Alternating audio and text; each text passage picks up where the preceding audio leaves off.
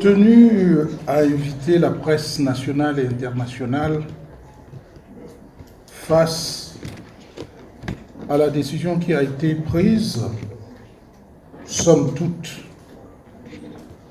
normale, de me démettre de mes fonctions. Mais si je vous ai appelé, c'est parce que je dois dire à la face du monde que j'ai le droit de défendre ma dignité.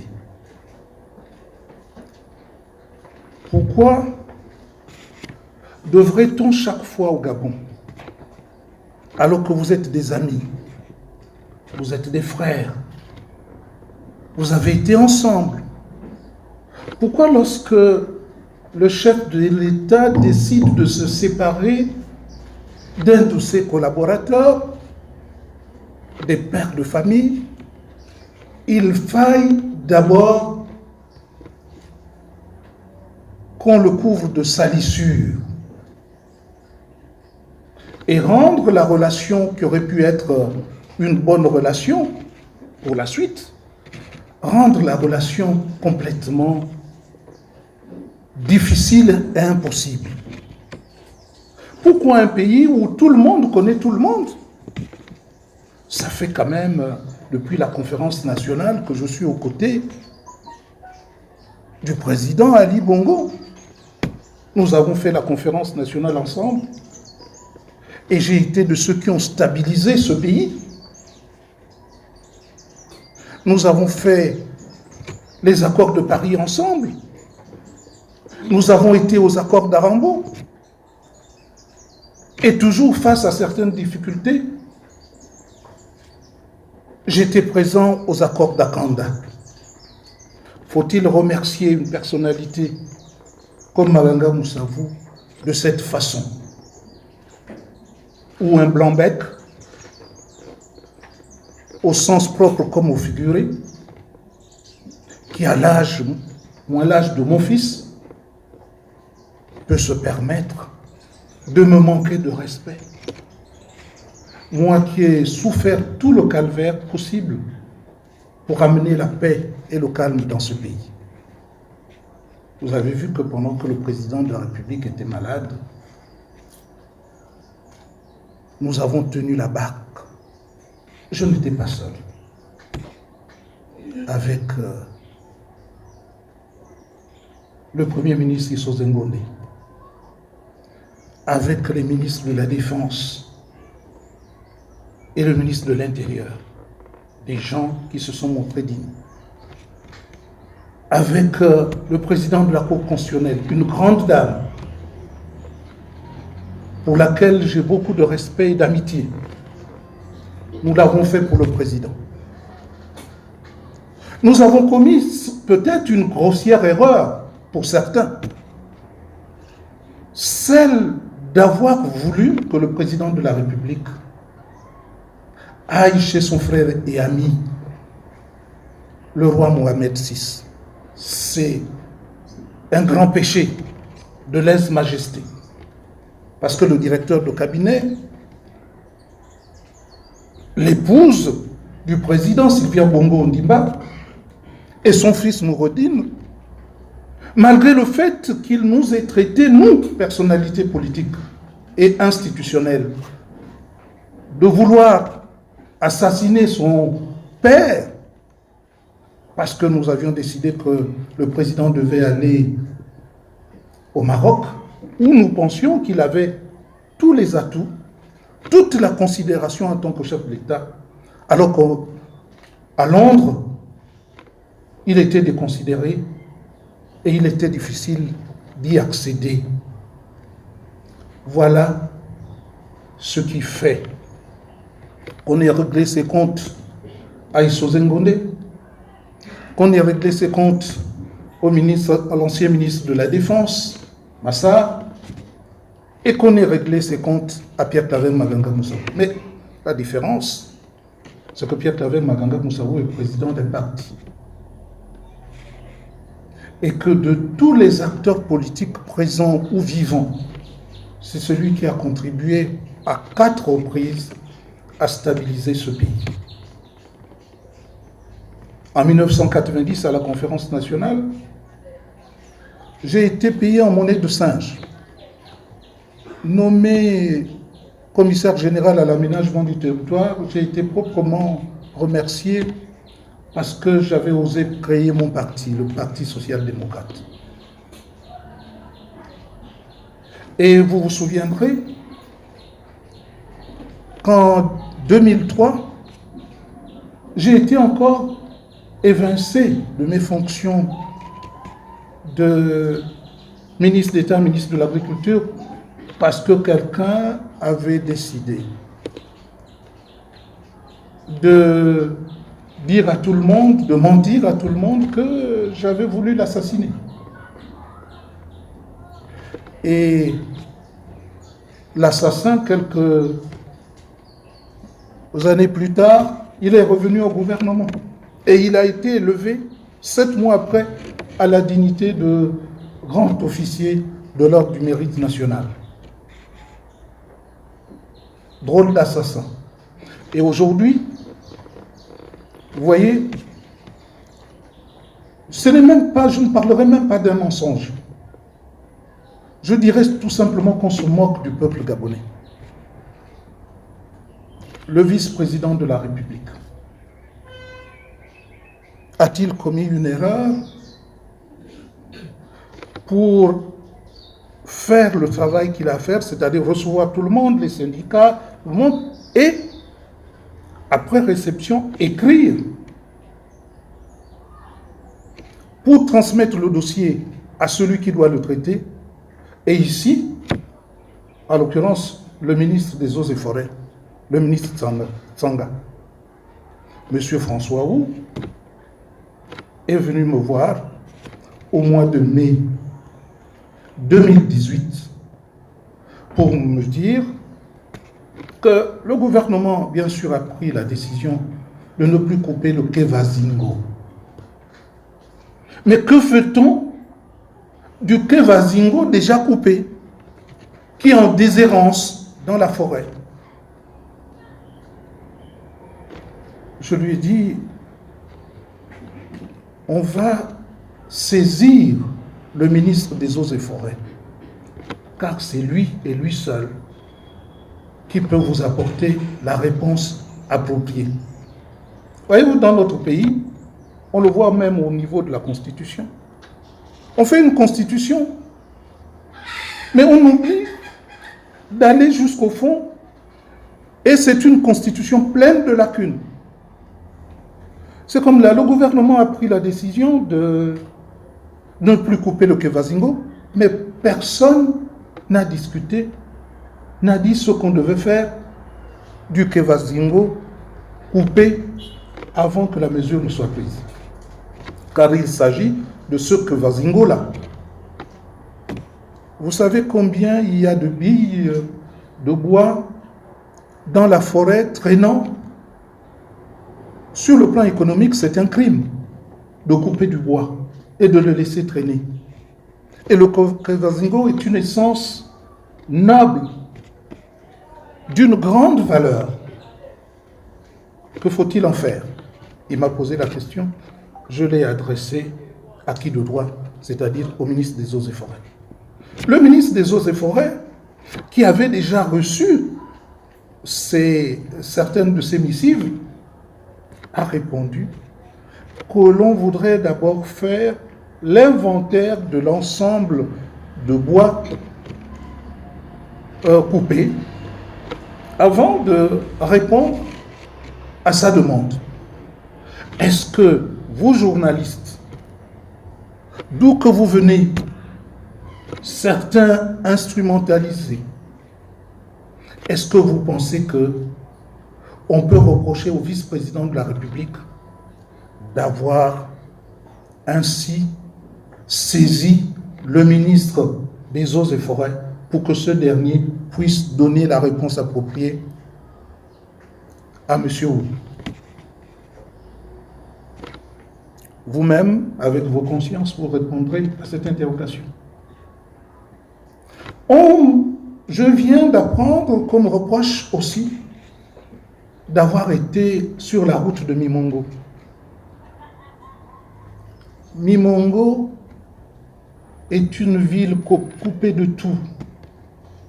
Aujourd'hui, sans eau, sans électricité, sans même possibilité d'approvisionnement, parce qu'il n'y a plus de route. Et comme mon épouse et moi le faisons souvent en réparant les ponts, j'ai acheté 25 mètres cubes de bois, c'est-à-dire des traverses et des planches de roulement pour réparer par moi-même, à mes frais, ces ponts empêchant d'atteindre les populations de l'arrière-pays. Je l'ai fait, peut-être à mon nom, mais surtout au nom du chef de l'État. Parce que nous n'avons pas le devoir de laisser les populations de l'arrière-pays dans un état de dénuement total. Mais arrivé sur place, on a constaté que on peut réparer le plateau, mais il n'y a pas de longrines. Les longrines sont pourries. On risque d'avoir des accidents. On me le fait comprendre. Et tout de suite, en ma qualité de vice-président de la République et en ma qualité de Maganga Moussaou. Quand je dis Maganga Moussaou, c'est-à-dire l'Angounier là. Si vous allez à Mimongo, vous trouverez les investissements de Maganga Moussaou. Si vous allez à Mouila, j'ai investi toute la ville. Si vous allez à Yetsou, également. Si vous allez à Lambaréné, également. Sans avoir détourné le moindre sou de ce pays. Donc je ne peux pas, moi, vice-président de la République, ne pas donner l'ordre de couper un ou deux bois pour en faire des longrines, pour aider les populations que nous sommes censés servir. C'est ce que j'ai fait. Si c'était à recommencer, je le ferais. S'il faut qu'on me coupe la tête pour l'avoir fait, qu'on me coupe la tête. Mais je l'ai fait pour l'intérêt des populations de Mimongo. Et l'intérêt de tous ceux qui circulent sur cette voie. Une voie complètement pourrie, complètement défoncée. Vous vous souviendrez qu'en 2008, j'ai dû batailler fort pour que l'Angounier fasse l'exception en achetant du matériel de travaux publics. Malheureusement, ce matériel a été dilapidé. Il n'existe plus.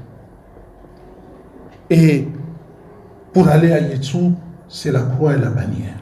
Nous sommes tenus de réparer les ponts, c'est ce que je fais souvent. Pour aller à Mimongo, n'en parlons pas.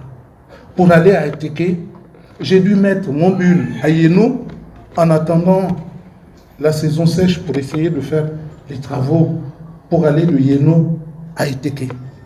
Mon souci a toujours été d'être au plus proche des populations pour essayer de résoudre les problèmes de ces populations. Beaucoup, ils vivent en ville, ne connaissent pas les réalités du pays. Ils ont plein de sous, plein d'argent, alors qu'à l'arrière-pays, le monde rural s'appauvrit.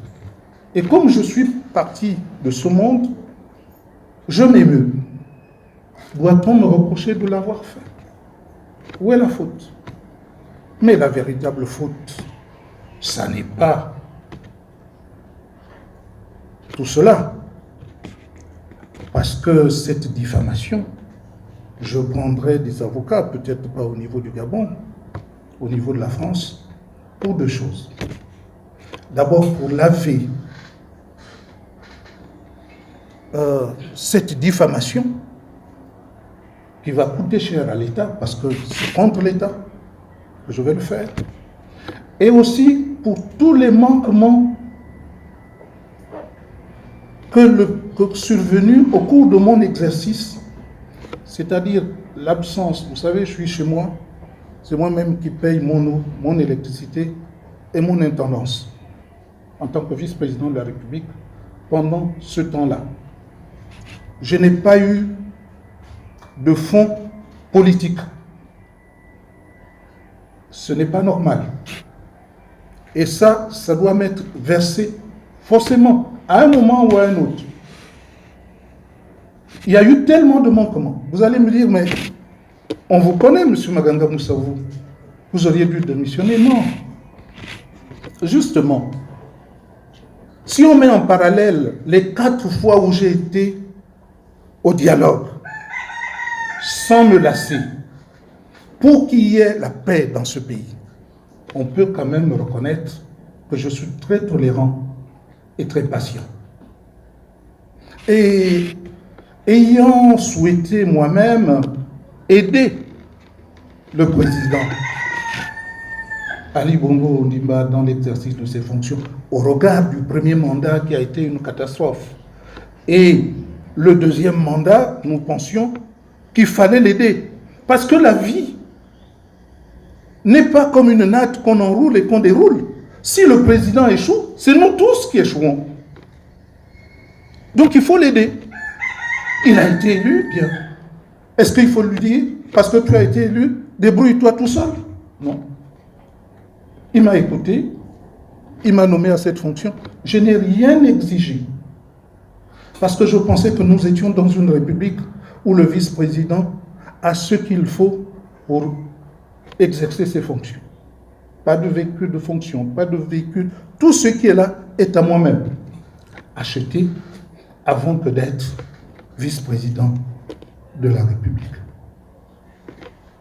Il paraît que,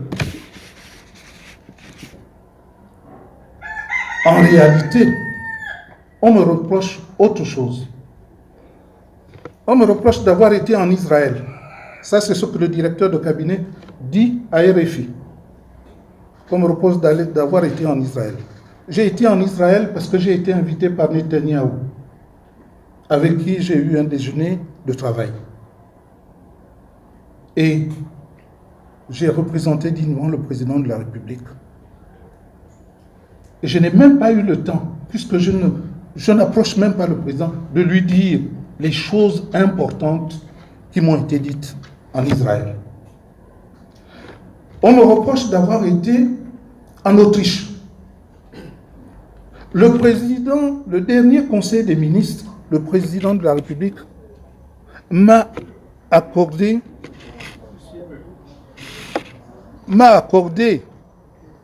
l'autorisation d'aller en Autriche. Vous vous souviendrez qu'on a eu à inaugurer le Palais des Sports et le président de la Fédération mondiale de handball était là.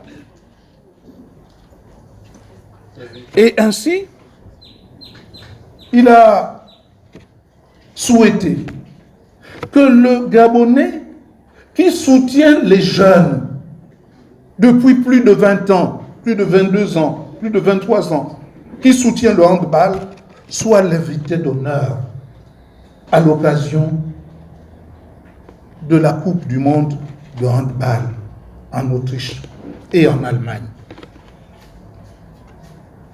Il fallait que j'honore cette invitation pour nous permettre de faire avancer le handball. Le président lui-même a marqué son accord avant qu'il ne tombe malade. Évidemment, le directeur de cabinet, qui est le patron, il fallait que ce soit lui qui me donne l'autorisation. Alors que le président l'avait déjà fait. Lorsque je suis allé en Israël, le président n'était pas préoccupé par ces questions-là, puisqu'il était en convalescence et qu'il y avait le vice-président qui était censé assurer l'expédition des affaires courantes.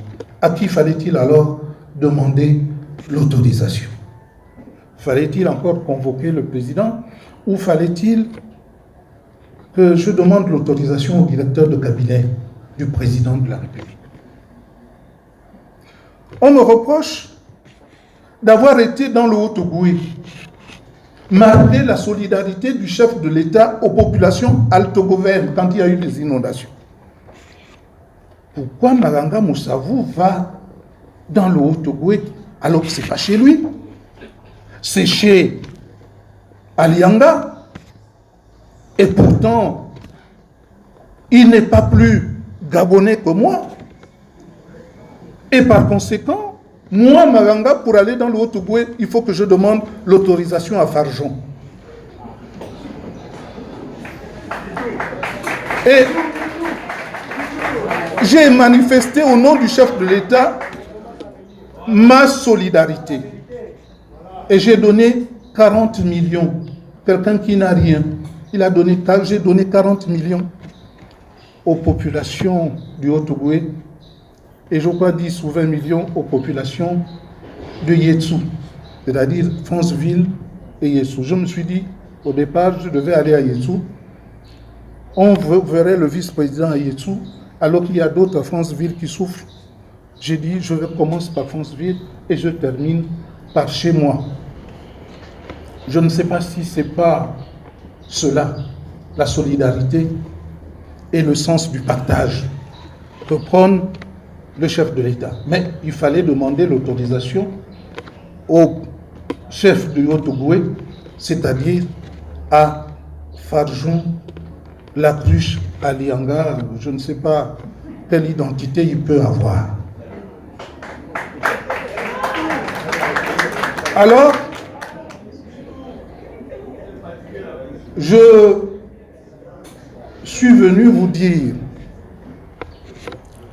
que je reste toujours loyal vis-à-vis du président Ali Bongo, mais je lui dénie le droit de m'humilier. Parce que nous nous connaissons. Je respecte les gens. Il faut que les gens me respectent. On peut manquer du respect à tout le monde, mais pas à moi. Parce que j'ai beaucoup travaillé pour ce pays. Et le peuple gabonais curieusement était toujours m'a critiqué, mais tolérant pour ne pas attenter à ma vie par rapport aux actes que j'ai posés. En vue de marquer la cohésion sociale. Parce que le président Omar Bongo a toujours dit « Je préfère l'injustice au désordre. Je préfère l'injustice au désordre. » Parce qu'on peut réparer l'injustice, mais on ne peut pas réparer le désordre qui entraîne des morts d'hommes, qui entraîne des exactions. Quand on brûle une maison, quand on casse une maison, il est difficile de la reconstruire. Vous voyez, la cité de la démocratie a été rasée. Elle est devenue un désert, effaçant par-delà même les traces d'un homme qui nous a aimés, qui nous a élevés. Et il y a aussi une autre raison de mon départ. C'est que je m'apprêtais à aller voir le président pour faire le point du temps que j'ai passé à ses côtés. Pour lui dire mon désarroi face à la personne que j'ai connue et qui est dans un état difficile, qui peut arriver à nous tous. Et lui demander ce qu'il compte faire présentement, avant peut-être que je ne lui remette ma démission. Parce que j'ai insupporté, et vous avez vu mes attitudes, de travailler dans ces conditions. Sans cohésion, sans associer le vice-président, sans feuille de route, sans lui dire ce qu'il a à faire. Tout ce que j'ai posé comme acte, c'est venu de mon initiative uniquement. Il n'y a pas un document. Le mobilier dans le bureau, c'est moi-même qui l'ai acheté. Le salon dans mon bureau, c'est moi-même qui l'ai acheté. Et je n'ai pas été remboursé. Mais comme je ne suis pas allé là pour l'argent, je l'ai fait, pensant que tout le monde comprendrait mon intention de soutenir un homme et surtout de servir une nation, de servir un peuple qui manque de tout et qui a besoin des gens qui ont beaucoup d'abnégations pour nous permettre d'avancer ensemble, sans acrimonie, sans haine. Face à ce qui vient de se passer, je n'ai pas de haine. Il m'a libéré d'un poids. Il me permet de reprendre ma liberté. Et quand je dis ma liberté, parce qu'on est engagé, quand on prête serment, on est engagé à être solidaire de tout ce qui se fait, de bon comme de mal, au sein du gouvernement. Vos critiques, vous devez les remiser à un autre moment. Vous avez la situation, par exemple, des bourses. Si vous lisez mon programme d'action, pour moi, la bourse ne se négocie pas. Elle doit s'attribuer parce que c'est un investissement. Et le meilleur investissement, on le fait sur les hommes. Donc, il n'y a pas à tergiverser. Ce n'est pas parce que nous avons failli au niveau de la gouvernance que nous allons faire porter le chapeau sur les gens. Je l'ai dit au Premier ministre, mais il n'y a pas eu de débat. C'est comme la situation de la taxe de solidarité. J'ai expliqué que ce n'est pas comme ça qu'on calcule la taxe de solidarité. La taxe de solidarité n'est pas une taxe qui entraîne encore des injustices.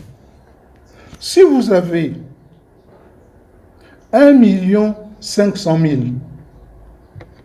et que vous payez 5% d'1 500 000, c'est-à-dire vous payez 75 000 francs par mois, c'est supportable.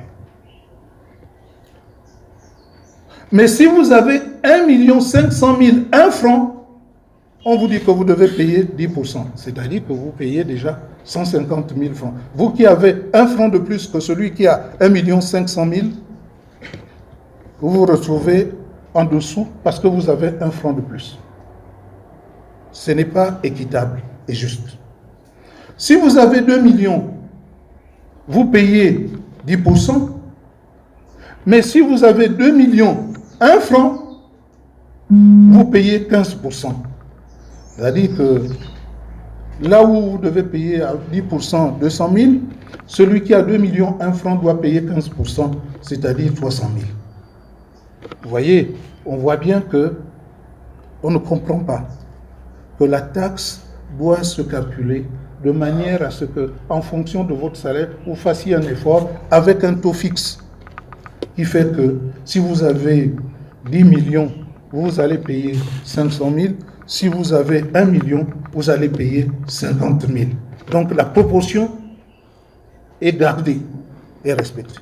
Mais qui peut vous écouter? Et finalement, ça va dans tous les sens. Quand vous voyez ça, vous vous dites, ce sont peut-être des détails, mais les Gabonais, vous êtes tenus d'être solidaires de tout le monde. Donc, c'est une pratique à laquelle je n'ai jamais failli. Donc, vous pouvez comprendre que je ne pouvais pas démissionner ou me comporter comme un goujat en étant vice-président de la République et en ayant des humeurs, surtout quand un frère et celui que j'aurais pu considérer comme un ami étaient en difficulté. C'est pas à ce moment-là. On dit chez nous, quand quelqu'un est malade, quand quelqu'un est en difficulté, faites semblant d'être malade pour voir qui est avec vous. Et je crois que je vous ai fait honneur en étant solidaire du chef de l'État, en le soutenant pas à pas. Mais je me rends bien compte que je suis peiné parce qu'il aurait pu m'appeler pour me dire, écoute, monsieur le vice-président, nous avons fait un chemin ensemble, je décide de me séparer de vous, sans essayer de me salir. Parce que c'est une honte. Parce que tout le monde s'aperçoit que au niveau de l'État, il y a des problèmes. Il y a des luttes pour le pouvoir. Et que quand le président est à Riyad et que Farjon me dit, monsieur le vice-président, il faut que vous soyez de notre côté. Je dis, quel côté? Il n'y a qu'un côté, celui du président. Être de son côté, j'ai fini par le comprendre, c'est-à-dire accepter que le président aille à Londres et qu'il n'aille pas au Maroc. J'ai été du mauvais côté. J'ai été de ceux qui ont lutté pour que le président recouvre sa santé. Et la conséquence, c'est que 1 à 1, parce que nous nous sommes opposés à Farjon, nous nous retrouvons donc hors de la sphère. Il n'est pas puissant. La puissance est toute relative. Parce qu'il ne s'attendait pas, personne ne s'attendait que, en recouvrant ma liberté, que je puisse dire ce que je pense.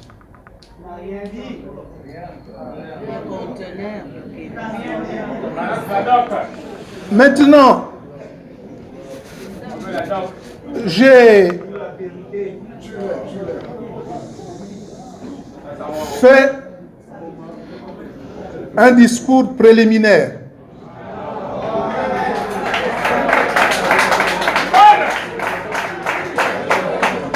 pour vous situer ce qui s'est passé. Et vous avez compris que ça n'a rien à voir avec les conteneurs. Et vous avez compris qu'il y a 2 affaires dans cette affaire dite des conteneurs. La première affaire, c'est que il y a eu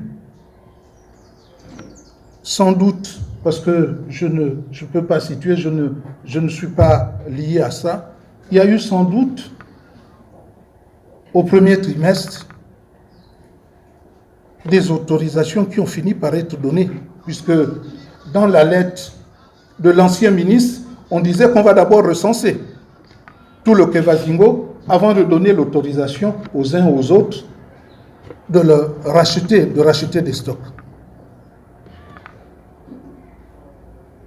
Y a-t-il eu corruption à ce niveau-là? La question, il faut la poser à d'autres, parce que je ne suis pas lié à ça. Mais, vous voyez que on rapproche le vice-président de la République et le ministre d'État sur cet aspect de la vente du Kevazingo, de la vente. Je ne sais pas si elle s'est faite dans de bonnes et dues formes, mais il y a eu vente. Et une autre affaire, c'est que ce Kevazingo-là, qui devait être transformé, première transformation, deuxième transformation et troisième transformation, s'est retrouvé au port et a été bloqué. Deuxième affaire. Donc, le scandale éclate quand le Kevazingo est au port. Il est bloqué. Pourquoi est-il bloqué? Comment il a fait pour partir de la forêt jusqu'au port? On devrait nous le dire, parce que moi, je n'étais pas associé à tout cela. C'est une affaire de gouvernement et d'administration. Le Kevazingo, une fois au port, une fois bloqué, peut-être parce qu'il ne devait pas sortir du port sans transformation, puisqu'on a seulement dégrossi les billes pour les loger dans les conteneurs, du moins ce qu'on aperçoit. Ça a été bloqué. Mais si c'est bloqué, pourquoi vous bloquez? Pourquoi si on ne doit pas exporter, vous ne le ramenez pas à l'intérieur, vous le mettez, vous le gardez au port? Ou un procureur de la République qui aura mis sous séquestre ces conteneurs, qui aura saisi ces conteneurs, s'aperçoit un bon matin que les conteneurs ont disparu. Il est dit 353. Tout le monde s'enflamme, la toile s'enflamme, y compris la présidence de la République qui s'enflamme, qui pond un communiqué.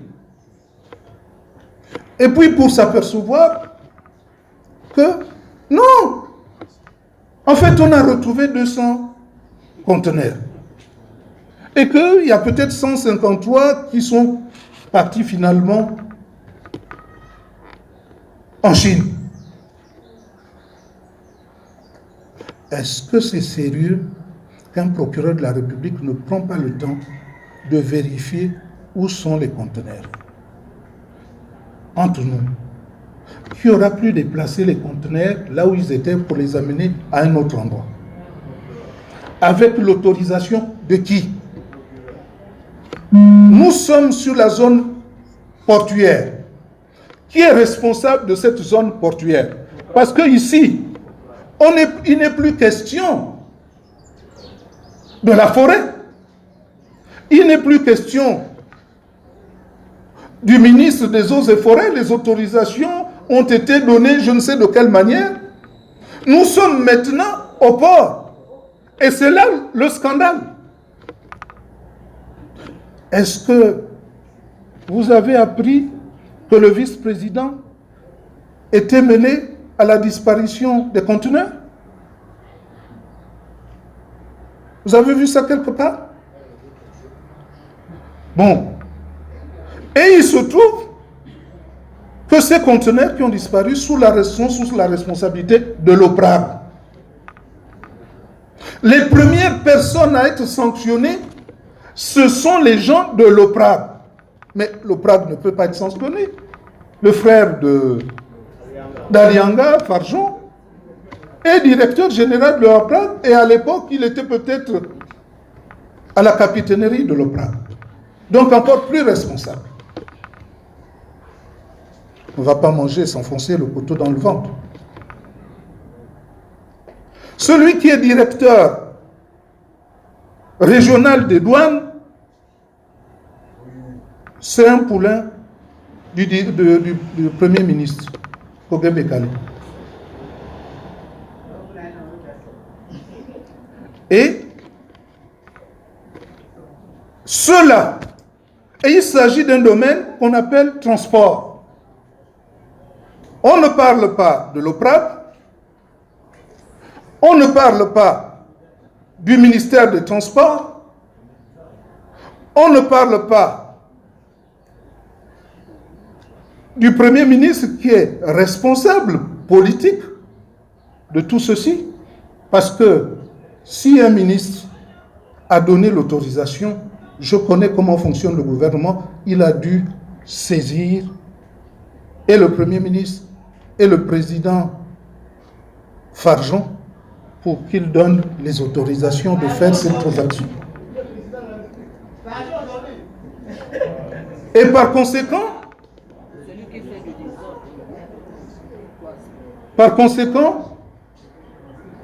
tous ceux qui gèrent, par respect pour le président de la République, tous ceux qui se sont mis en tête de gérer le pays en excluant le vice-président de la République, qu'on a associé à rien, vous voyez bien que le vice-président n'était associé à rien, ils doivent prendre leurs responsabilités et doivent les assumer. Il ne faut pas qu'on tourne les Gabonais en bourrique. Et vous voyez la complicité. On enlève Mapangou et on met qui? Le Premier ministre. Comme ça, la boucle est bouclée. L'affaire va être étouffée. On a trouvé 2 boucs émissaires qui n'ont rien à voir avec cette situation. Les 2 boucs émissaires, bien sûr, c'est Maganga Moussavou, dont on ne voulait pas subir la présence, parce que même en me taisant, je devenais encombrant. Et mes observations dérangeaient. Parce que j'ai toujours été pour que les choses aillent dans le bon sens pour développer ce pays. Quand on va dans les pays voisins, on a honte de voir que notre pays, au lieu d'avancer, recule. Et quand vous êtes là, les populations parlent, elles ont raison. Mais vous serrez les dents parce que vous avez désormais des responsabilités qui ne vous autorisent pas à crier avec les loups.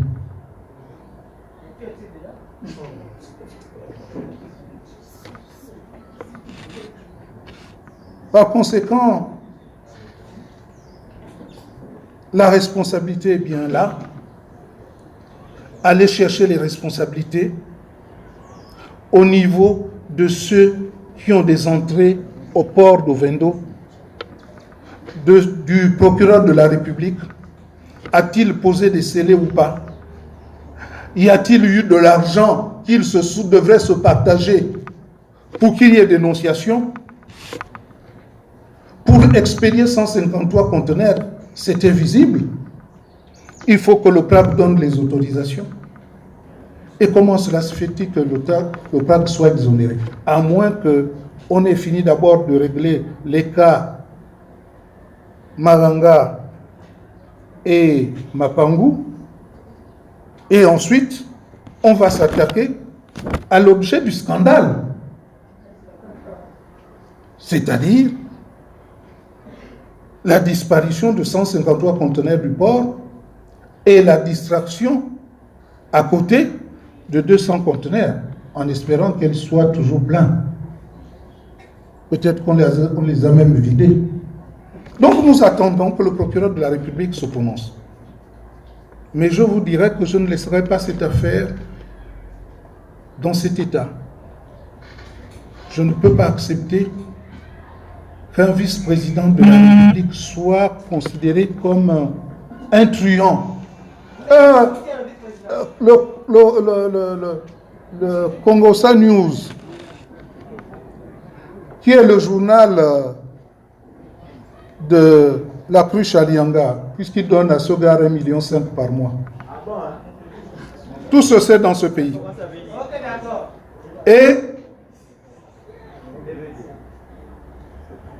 ce journal ose dire, sans savoir que c'est extrêmement grave, ose dire que le vice-président est un voyou. Et c'est dans le monde entier. Et vous verrez d'ici, comme ça s'adresse à quelqu'un qui est milliardaire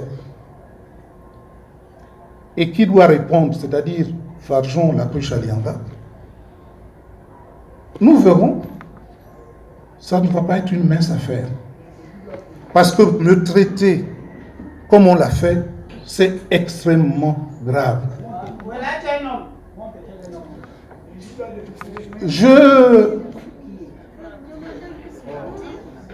J'ai fait un certain nombre de développements, mais une conférence de presse n'est pas une simple déclaration. Il faut qu'il y ait des échanges. Et donc, je suis tout ouïe par rapport à vos questions.